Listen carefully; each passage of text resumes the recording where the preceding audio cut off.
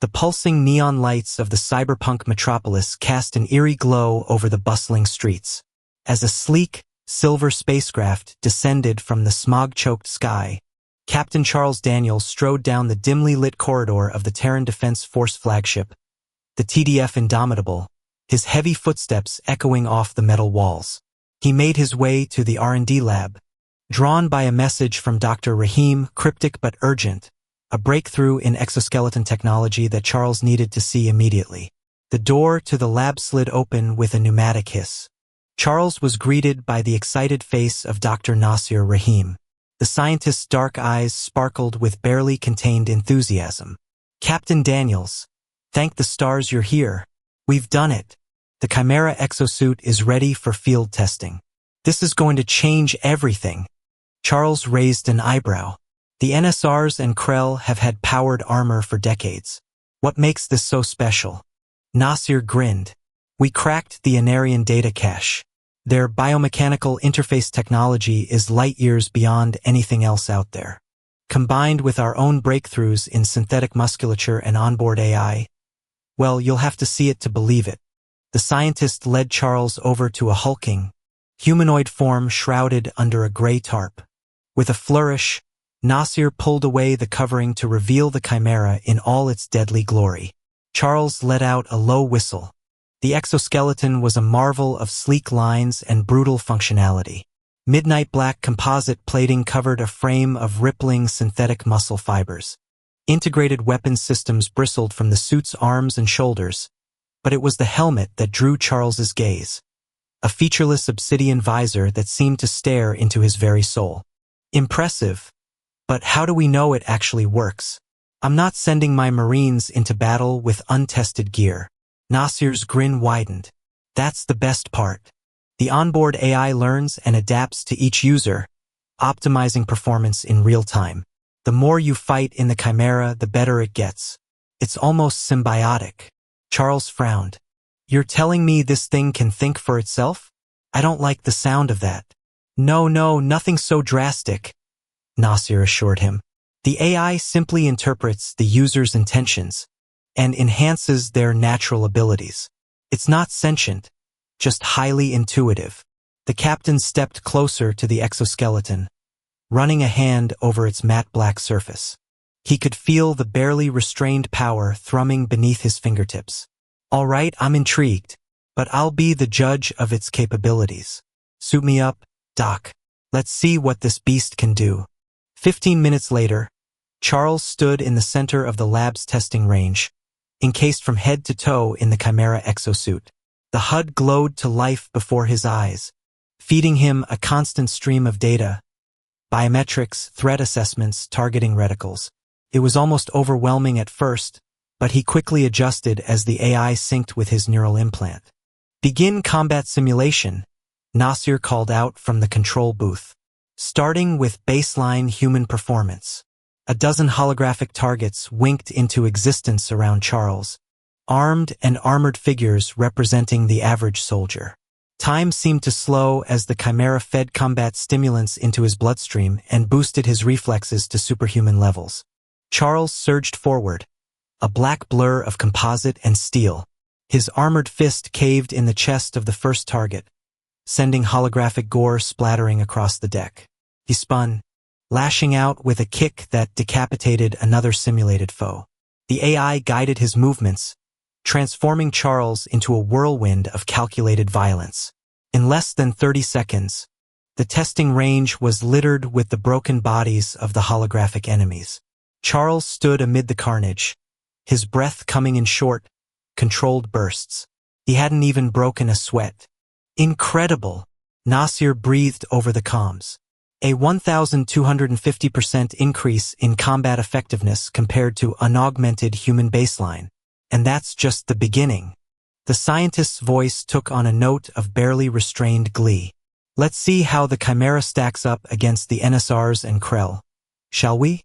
The testing range shimmered and reformed into a war-torn cityscape. Towering reptilian NSR and insectoid Krell soldiers appeared, clad in their signature-powered armor. They immediately opened fire on Charles with a blistering barrage of plasma bolts and razor-sharp shuriken. But the Chimera was already in motion, its onboard AI plotting optimal evasion paths, and guiding Charles through a series of impossibly agile maneuvers. Plasma fire splashed harmlessly against the exoskeleton's energy shielding, as Charles closed the distance to his foes. He slammed into the first NSR like a meteor, the sheer kinetic force crumpling the alien's armored carapace like tinfoil. Charles's armored fist pummeled the reptilian warrior, reducing it to a broken heap. In seconds, the Krell were more agile, darting and weaving around Charles in an attempt to flank him, but the Chimera's predictive algorithms were always one step ahead. Charles spun and leaped, his movements a blur of preternatural speed and precision. Razor-sharp blades extended from his gauntlets, slicing through chitin and steel with equal ease. In a matter of minutes, the simulated battlefield was strewn with the shattered remains of the alien soldiers. Charles stood victorious, the Chimera's armor barely scratched. Nasir's voice crackled over the comms, thick with awe. That was, a 400% increase in effectiveness against NSR and Krell forces. It's unheard of. Charles flexed his armored fingers, marveling at the raw power at his command. The Chimera is a game-changer, Doc. With this suit, we might actually stand a chance against those alien bastards. The captain's mind raced with the possibilities. The Terran Defense Force had been on the back foot for too long, steadily losing ground to the relentless onslaught of the NSR-Krell alliance. But with the Chimera exosuit, humanity finally had a weapon to even the odds. We need to get this thing into mass production ASAP, Charles declared. I want a full company of Chimera-equipped Marines ready for deployment within the month. Nasir nodded eagerly. Absolutely, Captain. I'll get my team working on streamlining the manufacturing process immediately. The aliens won't know what hit them. As Charles strode out of the lab, still encased in the midnight black armor, he couldn't help but feel a surge of primal satisfaction. For the first time in years, he allowed himself to feel a glimmer of hope. With the Chimera exosuit, humanity would show the galaxy what it meant to be built different. The NSR, the Krell, and any other alien bastards who stood in their way would learn to fear the unstoppable might of the human race. It was time to take the fight to the enemy, and this time they would win.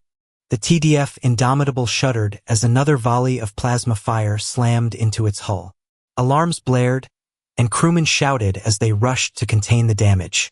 On the bridge, Captain Charles Daniels gripped the command console, his knuckles white with tension. "Status report," he barked. "Shields at 30%, Captain," the tactical officer replied, his voice strained. "We can't take much more of this." On the view screen, a massive NSR dreadnought loomed, its reptilian hull bristling with weapons. Swarms of Krell fighters darted around it like angry hornets, harassing the Indomitable's defenses. Charles gritted his teeth. The ambush had caught them off guard, deep in enemy territory. The Indomitable was a formidable ship, but even it couldn't stand against the combined might of the NSR Krell fleet. "Sir, we're being hailed," the comms officer reported, a note of surprise in her voice. "It's the NSR flagship." Charles's eyes narrowed. On screen, the view screen flickered, resolving into the scarred visage of an NSR warlord. The alien's reptilian features twisted into a cruel approximation of a smile. "Surrender, human," the warlord hissed, his forked tongue flicking out to taste the air. "Your pathetic ship is no match for the might of the NSR Imperium. Lay down your arms, and we may grant you a swift death." Charles leaned forward, his voice dripping with contempt. "I've got a counteroffer, you scaly bastard. Why don't you slither back to whatever hole you crawled out of before I shove a nuke so far up your ass, you'll be plasma for a week." The NSR warlord recoiled, his eyes blazing with fury. "Insolent primate, you dare mock the Imperium? I will flay the flesh from your bones, and feast on your still-beating heart." "You'll have to catch me first," Charles roared, a feral grin spreading across his face. "Helm, bring us about. We're going straight down that bastard's throat." The bridge crew exchanged nervous glances, but they obeyed without hesitation. The Indomitable surged forward, its engines flaring as it hurtled towards the NSR dreadnought. "Captain, we're being targeted by the enemy flagship's main cannon," the tactical officer warned, panic creeping into his voice. Charles's grin only widened. "Good. That's exactly what I wanted." He slammed his hand down on the comms panel. "Chimera team, you are go for launch. Give them hell." "Boys!" Deep in the bowels of the Indomitable, a dozen armored figures stirred to life. The Chimera exosuits, sleek and deadly, gleamed under the harsh lights of the launch bay. Sergeant Greg Kane, callsign Titan, flexed his gauntlet fingers in anticipation. "You heard the captain," he growled, his voice distorted by the suit's external speakers. "Time to show these alien freaks what humans are made of. Chimera team, move out." The launch bay doors yawned open, revealing the chaotic maelstrom of the space battle beyond. Plasma fire and debris whipped past as the Indomitable hurtled towards the NSR flagship. Titan and his team leaped into the void, the Chimera suit's thrusters flaring to life. They shot forward, dodging and weaving through the storm of fire with preternatural agility. The NSR gunners, caught off guard by the sudden appearance of the human warriors, struggled to track the darting figures. But the chimeras were too fast, too agile. They closed the distance to the enemy flagship in seconds, landing on its hull with bone-jarring force. "Breach and clear," Titan ordered, his suit's onboard AI already highlighting structural weaknesses in the NSR ship's armor. The Chimera team went to work, their armored fists and integrated weapons tearing through the hull like tissue paper. They plunged into the heart of the enemy vessel, a whirlwind of calculated violence and destruction. NSR warriors rushed to meet them, plasma rifles blazing, but they were no match for the chimeras. Titan and his team cut through the aliens like a hot knife through butter, their suits enhanced strength and speed rendering the NSR's defenses useless. They fought their way to the ship's reactor core, a seething mass of plasma and exotic energies. Titan placed a series of demo charges, their timers counting down with merciless precision. "Charges set," he reported, his voice calm amidst the chaos. "Time to bail, chimeras. We've got 30 seconds before this whole place goes supernova." The team blasted their way back out of the ship, leaving a trail of shattered NSR bodies in their wake. They burst from the hull just as the demo charges detonated, the reactor core going critical with a blinding flash. The NSR flagship exploded, a miniature sun blooming in the void. The shockwave caught the nearby Krell fighters, tossing them like leaves in a hurricane. The Indomitable, safely out of range, rode out the blast with barely a shudder. On the bridge, the crew erupted into cheers. Charles allowed himself a moment of satisfaction, watching as the remnants of the enemy fleet scattered and fled. "Damn fine work, chimeras," he said over the comms, his voice filled with pride. Damn fine work, indeed. As Titan and his team soared back towards the Indomitable, the sergeant couldn't help but marvel at the sheer power of the Chimera exosuits. With these armored wonders, humanity finally had a chance to turn the tide against the alien menace. The NSR and Krell had underestimated the ingenuity and tenacity of the human race. They had thought them weak, easy prey for their conquering armies, but they were wrong. Humanity was built different, and with the chimeras at their side, they would show the galaxy just how different they could be. It was time to take the fight to the enemy, and this time they would win. The NSR homeworld was a blasted hellscape, its surface scarred by the ravages of war. Towering spires of alien architecture jutted from the rubble, their once gleaming surfaces now pitted and scorched.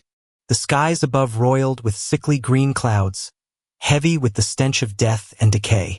Captain Charles Daniels surveyed the scene from the cockpit of his dropship, his face etched with grim determination. This was it, the final push, the last stand against the NSR Imperium. If they could take the enemy capital, the war would be as good as won. "Chimera team, sound off," he barked into the comms. One by one, the armored figures in the dropship's hold reported in. Titan, Raven, Ghost, Hammer, the best of the best. The most lethal warriors humanity had to offer, each one encased in the unbreakable might of the Chimera exosuit, ready to bring the fight to the enemy's doorstep. "Listen up, people," Charles said, his voice heavy with the weight of the moment. "This is it, the end of the line. We take the NSR capital today or we die trying. There is no middle ground, no surrender, no retreat. We are the tip of the spear, the vanguard of humanity, and we will not fail." The chimeras nodded, their faces set with steely resolve. They knew the stakes, the price of failure, but they were ready, willing to lay down their lives for the cause. The dropship shuddered as it entered the atmosphere, the hull glowing cherry red with the heat of re-entry. Flak burst around them, the NSR's last-ditch defenses trying in vain to keep the invaders at bay. But it was too little too late. The dropship plummeted through the clouds, its engines screaming as it hurtled towards the surface. The chimeras braced themselves, their suits inertial dampeners straining to compensate for the bone-shattering forces. With a thunderous roar, the dropship slammed into the ground, kicking up a massive plume of dust and debris. The ramp lowered and the chimeras charged out, weapons at the ready. The NSR capital was a maze of twisted metal and shattered stone. The once proud buildings reduced to little more than rubble. The aliens had made their last stand here, determined to fight to the bitter end. And fight they did. NSR warriors swarmed out of the ruins, their plasma rifles spitting fire. Krell assassins darted from shadow to shadow, their monomolecular blades thirsting for human blood. But the chimeras were unstoppable, a force of nature given form. They plowed through the enemy ranks like a tidal wave, their armored fists and integrated weapons dealing death with every blow. Titan led the charge, his suit's AI painting targets and plotting optimal paths through the chaos. He was a whirlwind of destruction, his movements a blur of speed and precision. NSRs fell before him like wheat before the scythe. Inside their helmets, elite Spectre infiltration units slipped invisibly through the reptiles' lines, sowing chaos behind them. For every human that fell, they made the lizards pay 100-fold in blood. World after world fell in rapid succession. Human forces liberated the camps on Balder III in the opening moves, avenging the innocent colonists with such jaw-dropping brutality that broken Arganian soldiers were surrendering by the thousands just to escape mankind's wrath. Not even the fortified imperial capital was safe. Within a month, Earth stood poised to conquer the last Arganian strongholds. Emperor Zulter barricaded himself in his throne room, quaking in his scales as he watched his glorious empire crumble before the human onslaught. On a dozen view screens, a new transmission from Admiral Stark appeared on each one, causing the once proud emperor to emit an undignified squeal of fear and soil himself. "How's the view from up there on your high horse now, you son of a bitch?" Stark sneered coldly, a cruel smile playing over his lips. "Doesn't feel so good to be the one pissing yourself in terror, does it? Your mighty Arganian empire is done, you scaly scum. We're coming for our pound of flesh now, and you're first in line to pay up, your majesty. I'll see you real soon." Zulter shrieked as the human battle fleet appeared in orbit above the Arganian homeworld, the skull-faced profiles of their Reaper-class dreadnoughts blotting out the very sun. All Imperial comms were flooded with human heavy metal blasting at full volume, an auditory assault that caused more than a few Arganian soldiers to simply drop their weapons and run screaming.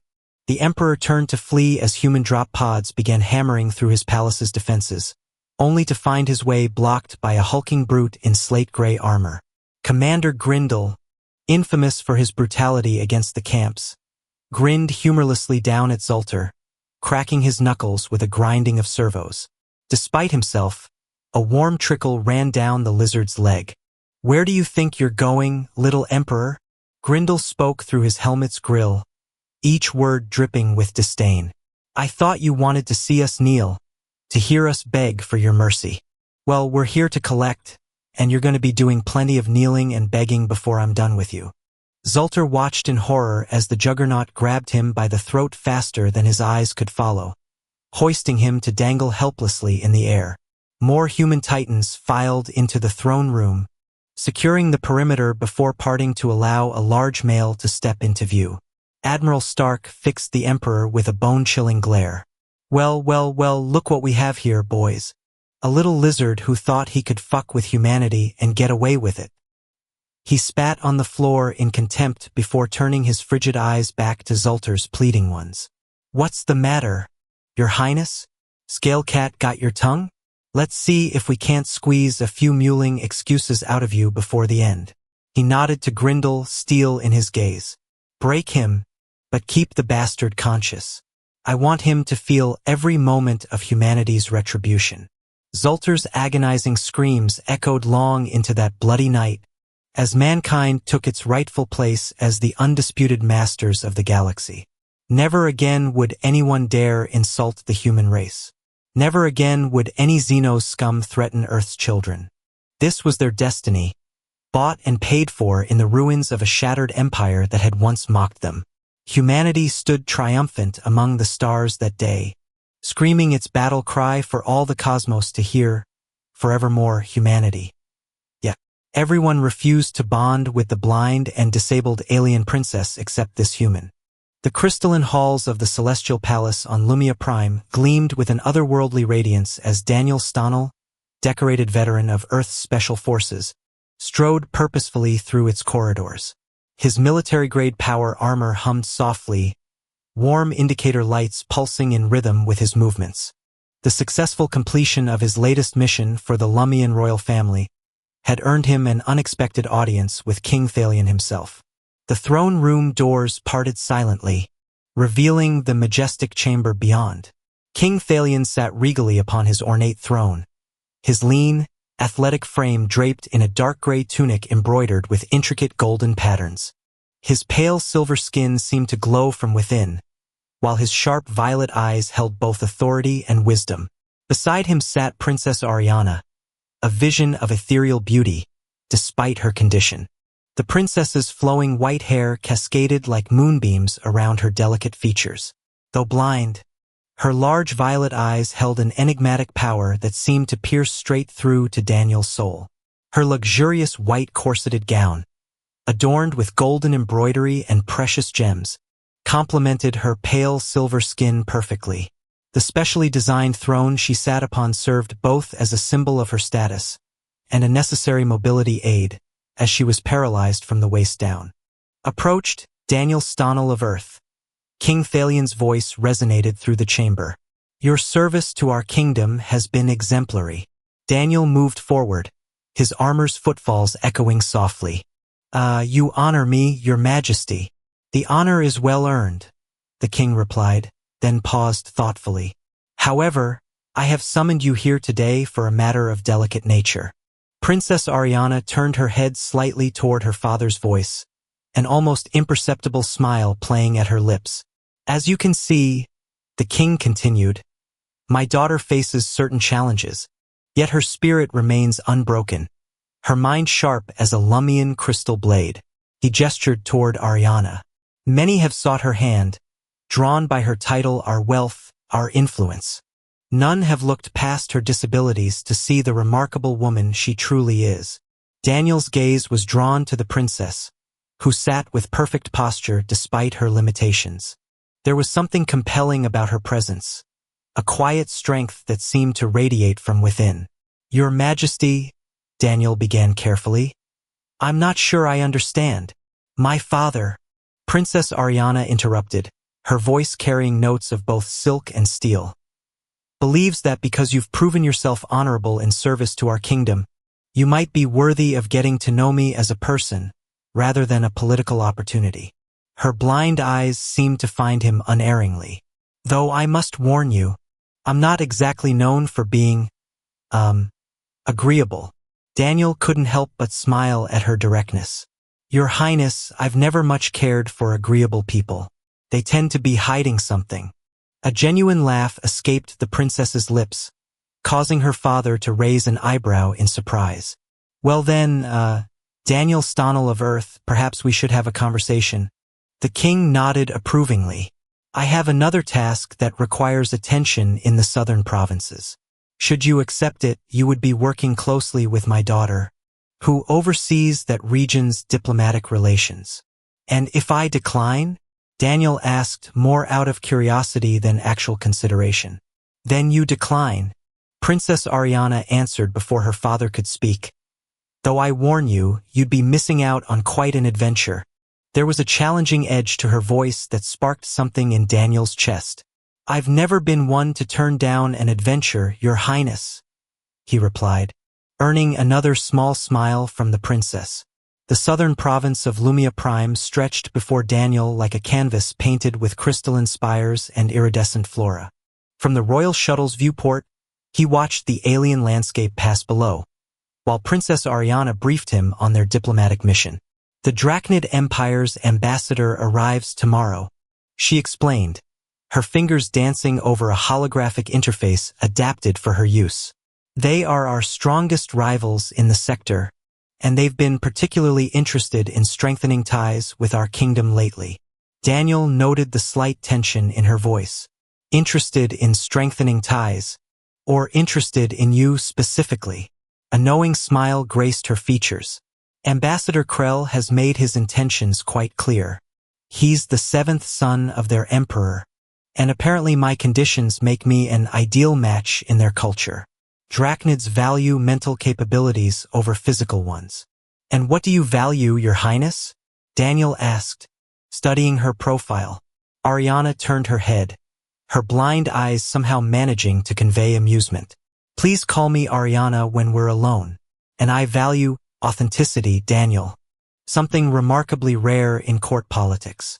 The shuttle landed at the provincial palace, a smaller, but no less magnificent version of the capital's royal residence. As they disembarked, Daniel noticed how Ariana's hover throne gracefully navigated the terrain, responding to her subtle commands. The technology is impressive, he commented. Lumion crystal tech, she explained. It responds to neural patterns. I can feel it, like an extension of myself. She demonstrated by executing a perfect spin, her white gown flowing around her. Though I must admit, it's more fun when I have an audience worth impressing. Daniel felt his pulse quicken at her playful tone. Are you flirting with me, Your Highness? Would that be inappropriate? She countered, raising an elegant eyebrow. By human standards, perhaps. I'm more interested in your standards, he replied, matching her boldness. Their banter was interrupted by the arrival of Lord Veen, the province's chief administrator. His silver skin was darker than most Lumians, and his violet eyes narrowed slightly at the sight of Daniel. Your Highness, he bowed deeply. I see the rumors of your human companion are true. Daniel is here as both my personal guard and diplomatic advisor, Ariana stated firmly. I trust this won't be an issue, Lord Veen? Of course not, Your Highness. Though some might question the wisdom of having a human present during such delicate negotiations with the Drachnids. Daniel maintained his professional demeanor, but he could feel Ariana's irritation radiating from her. I assure you, Lord Veen, my presence will only benefit these negotiations. Indeed, Ariana added with a sharp edge to her voice, Daniel has proven himself more than capable in matters of both combat and diplomacy. Now, shall we discuss tomorrow's arrangements? As they followed Lord Veen into the palace, Daniel noticed several courtiers watching them, whispering behind ornate fans and crystalline screens. The political undercurrents were palpable, and he realized this mission would test more than just his diplomatic skills. So, that evening, after numerous meetings and preparations, Daniel escorted Ariana to her private chambers. The princess had been uncharacteristically quiet for the past hour. Something's troubling you, he observed, as they stopped at her door. You're perceptive, she smiled softly. And I'm concerned about tomorrow. The Drachnids, they're not known for accepting rejection gracefully. Daniel stepped closer, lowering his voice. Are you planning to reject Ambassador Krell's proposal? I'm planning to reject any proposal that treats me like a political commodity, she replied, her voice carrying both determination and vulnerability. My father may have arranged this mission, but he also gave me the freedom to choose my own path. The proximity felt charged with unspoken possibilities. Daniel could smell the subtle fragrance of her hair, reminiscent of starlight and crystal flowers. "And what path are you considering, Ariana?" She reached out her hand, finding his chest with unerring accuracy. Through his formal attire, he could feel the warmth of her touch. "One that terrifies the court, intrigues my father, and makes my heart race whenever you're near." Daniel gently covered her hand with his own. "I'm not exactly what your people would consider suitable. My people once thought a blind, paralyzed princess was unsuitable to serve as a diplomatic representative," she countered. "Yet here I am, proving them wrong. Perhaps it's time to challenge more of their preconceptions." The air between them crackled with tension and possibility. Daniel found himself drawn closer, captivated by her strength and vulnerability, her wit and beauty. This could complicate tomorrow's negotiations. "Tomorrow is already complicated," she smiled. "But right now, in this moment, everything feels remarkably clear."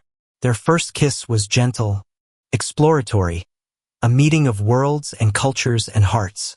When they parted, both slightly breathless, Ariana's smile held a mixture of joy and mischief.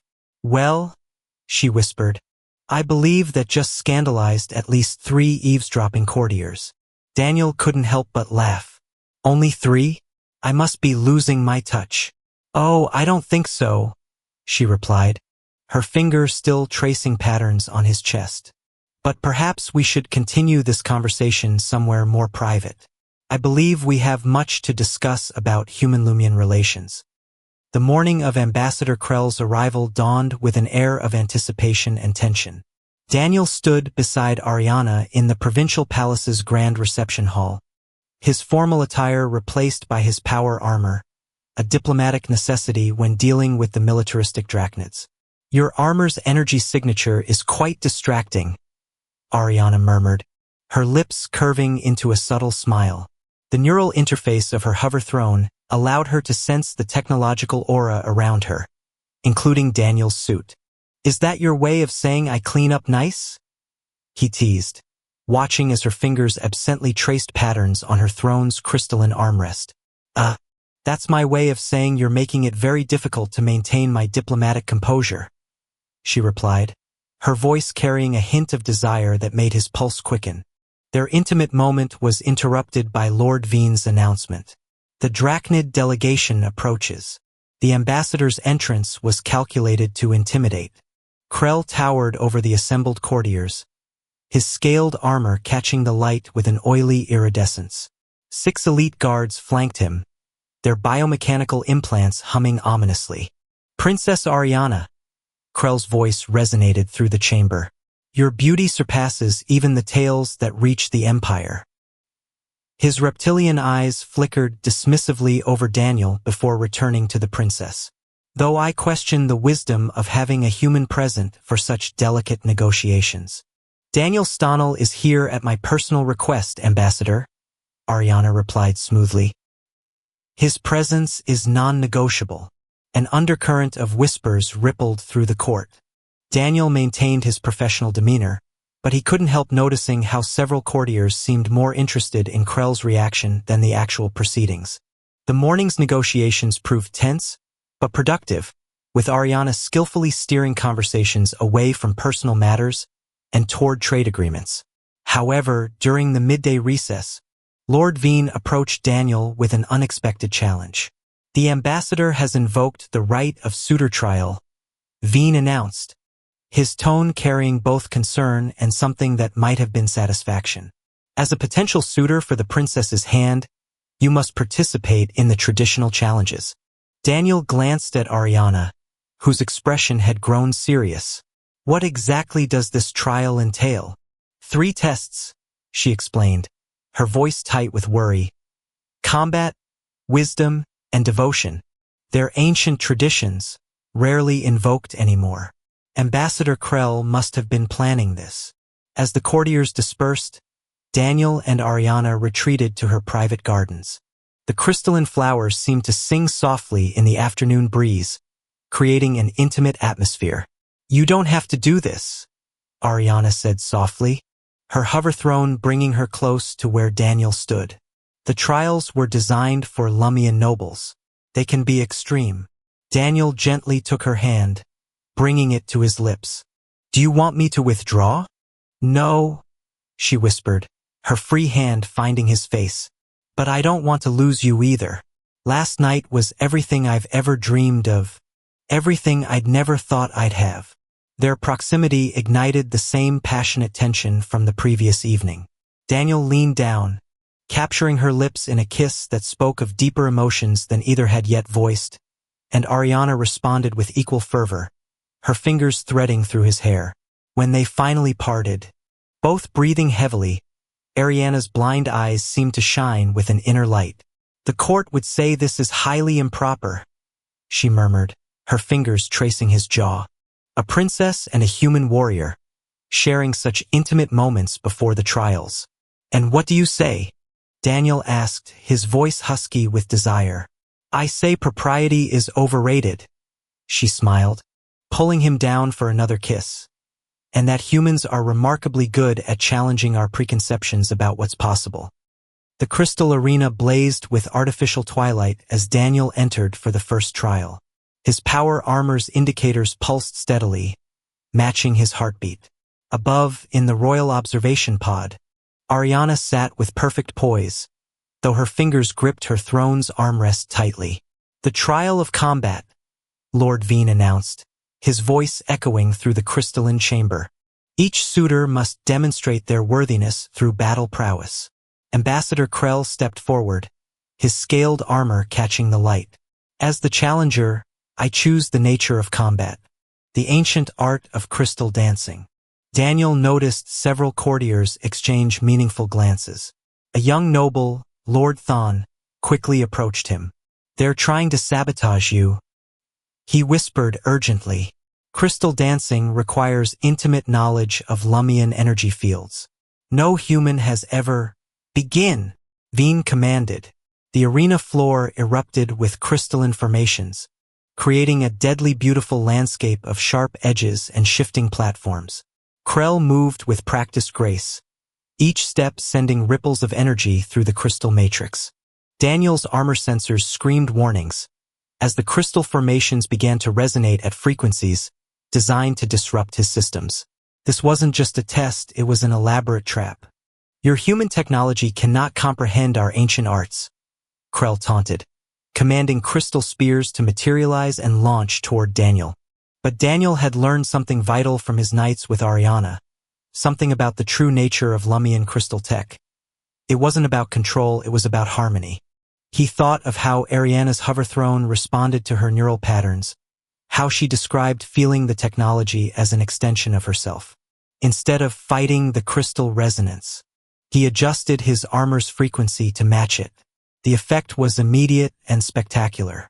The crystal formations began responding to his movements, creating platforms where he stepped, barriers where he needed protection. The audience gasped as he executed a perfect series of maneuvers that looked more like a dance than combat. Impossible, Krell snarled, launching more aggressive attacks. But Daniel had found his rhythm. Each crystal attack was met with an elegant counter, his movements flowing like water through the deadly garden of crystalline weapons. He could feel Ariana's presence above, her energy signature distinct and encouraging. The battle reached its climax when Krell, frustrated by Daniel's unexpected mastery, attempted a forbidden technique. The crystal matrix began to destabilize, threatening to collapse the entire arena. Stop, Lord Veen commanded, but Krell pressed on, his eyes wild with rage. Daniel saw his opportunity. Using the destabilized energy, he created a crystal formation that mirrored Krell's own attack, turning it back on the ambassador. The Drachnid found himself trapped in a cage of his own making. The trial is concluded, Veen announced. Daniel Stonnell has demonstrated mastery of crystal dancing and revealed attempted sabotage by his opponent. As the arena cleared, Daniel noticed more nobles approaching Lord Thon, speaking in hushed but excited tones. You okay? He heard Ariana ask, her voice calm but laced with concern as she descended from her observation platform. Just had to find the rhythm, Daniel replied with a grin. In the private alcove, where they sought refuge after the intensity of the trial. He saw her radiant and focused. The bond they now shared was more than just physical. He felt her worry but also her pride. "What do you think they will be expecting of me next?" Daniel asked as she examined a small cut on his arm where a crystal shard had managed to get through his armor. "Something that is purely Lumian." Ariana responded as she took out a small vial of blue solution from her corset. "Something that will show you for who you truly are and challenge your human side." She gently dabbed the liquid on his wound. It began to glow and the scrape vanished before her eyes. She looked at him, her eyes full of both power and desire. "I see you for who you are, human. I see everything." Later, as the moon replaced the twin suns, Daniel prepared for the next trial. He found a renewed sense of purpose. He had come to Lumia Prime as a soldier, a representative of humanity, but he was slowly becoming something more, a warrior who would fight not just for his people, but for a bond that transcended species. The trial of wisdom tested not just their intellect, but their capacity for empathy and diplomacy. Daniel and Ambassador Krell found themselves transported to a holographic simulation of the past. A pivotal moment in Lumian history, where a group of their most distinguished elders were in the middle of a heated debate regarding a diplomatic solution to an impending interspecies conflict. The elders, for all their wisdom, seemed incapable of finding common ground. Daniel observed them carefully, his mind racing as he listened to their arguments. His ability to read human interactions allowed him to quickly identify the underlying causes of the dissension: fear, pride, and a rigid adherence to outdated traditions. Drawing on his own experiences with conflict and compromise, he approached the holographic elders with a surprising level of confidence.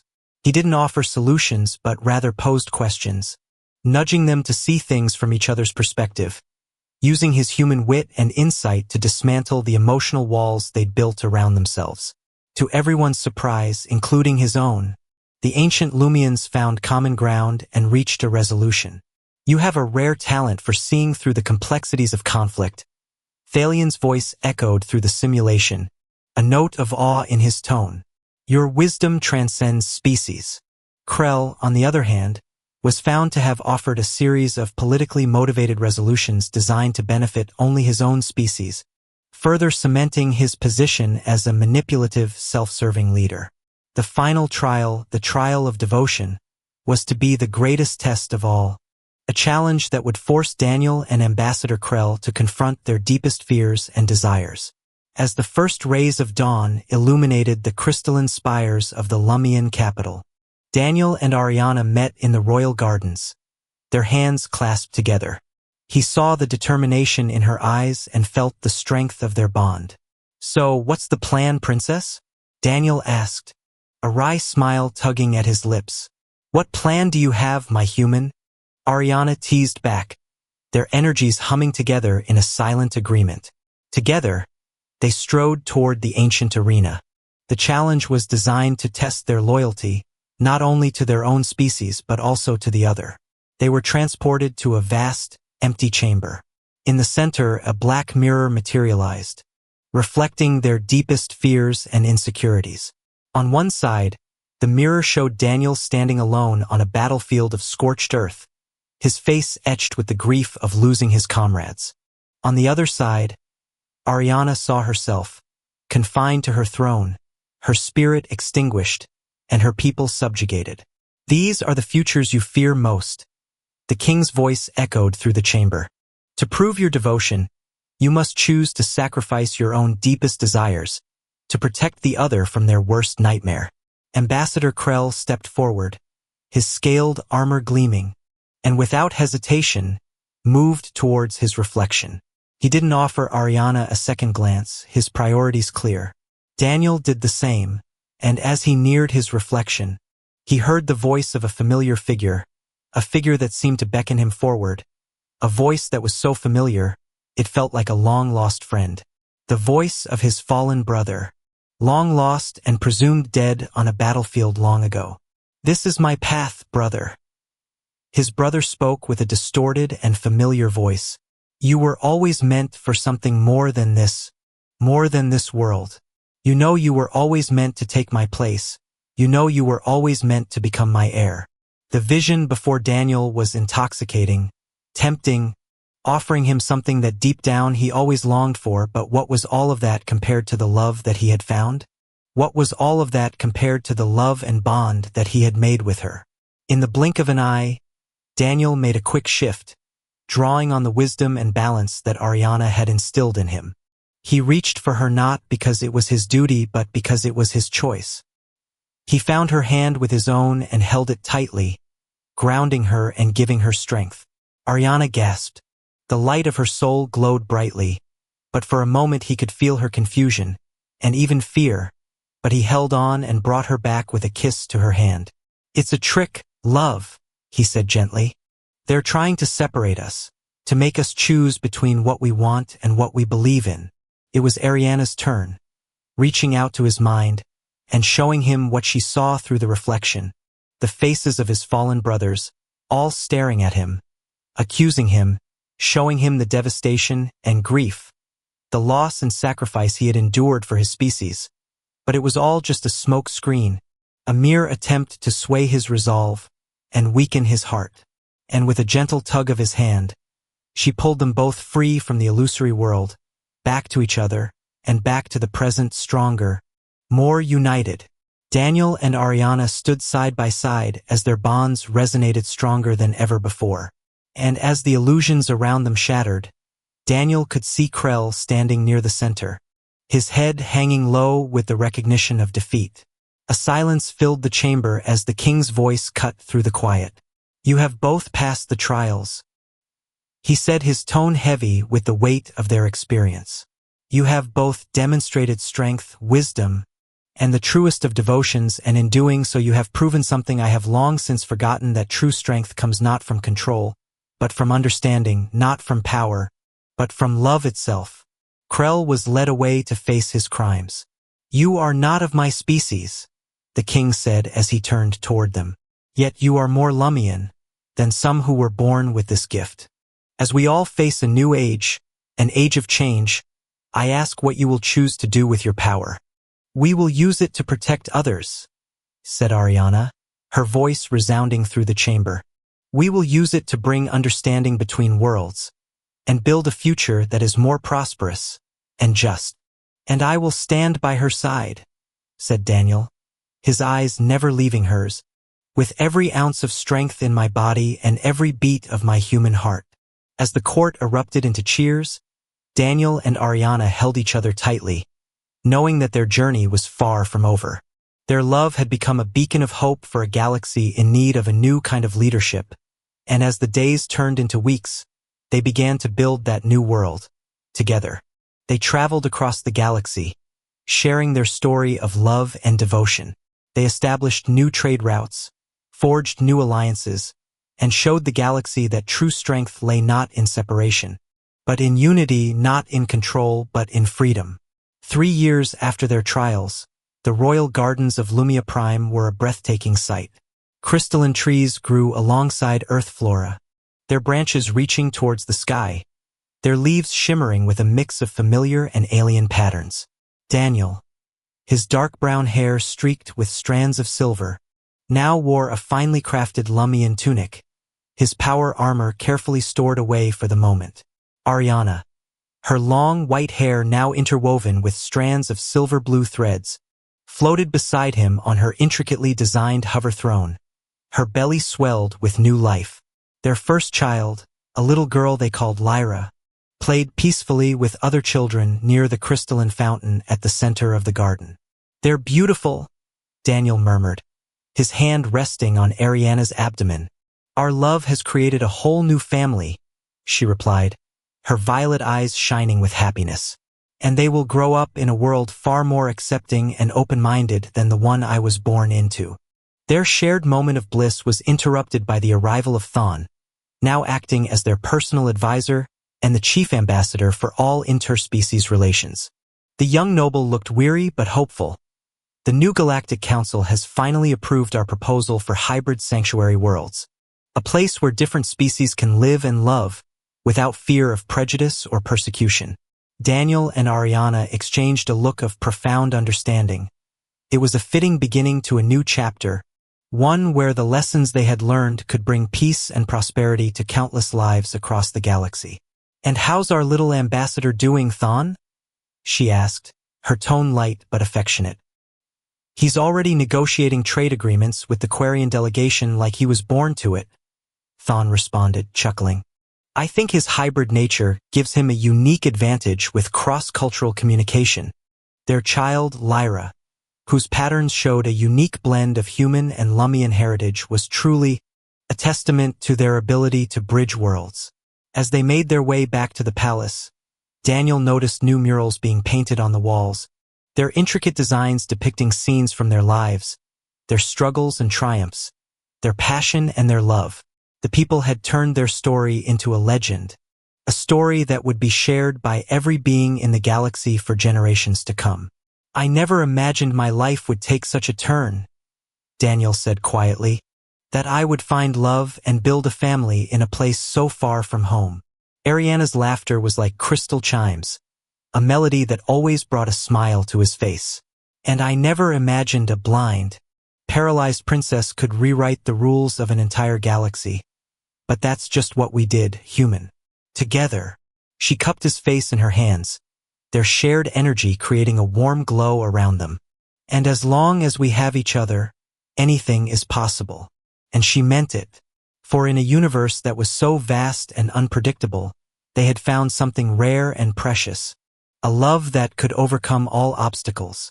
And as they journeyed forward, ready to embrace their new destiny, they would never let anyone forget it. For they were a team, two souls bound together, an unlikely pair who had changed the world with their unwavering love and their unbreakable spirit. They were a human warrior and a Lumian princess, and they would conquer it all hand in hand. And so the tale of the human warrior and the blind alien princess became more than just a story of improbable love. It became a living testament to the transformative power of hope, courage, and connection, and to a fundamental truth about the universe. In the face of great differences, there is always the potential to find common ground. That the bonds we create have the power to shape not just our lives but the lives of those around us, and that the path towards a brighter future requires not just strength and wisdom but above all love. Their story was to live on. The human warrior who found love and the blind alien princess who taught a galaxy how to see. They had challenged assumptions, they had redefined expectations, and they had shown the world that no matter the odds, anything was possible. And in the end, they were not just a symbol of hope for a better tomorrow, they were a blueprint for how to build it, together.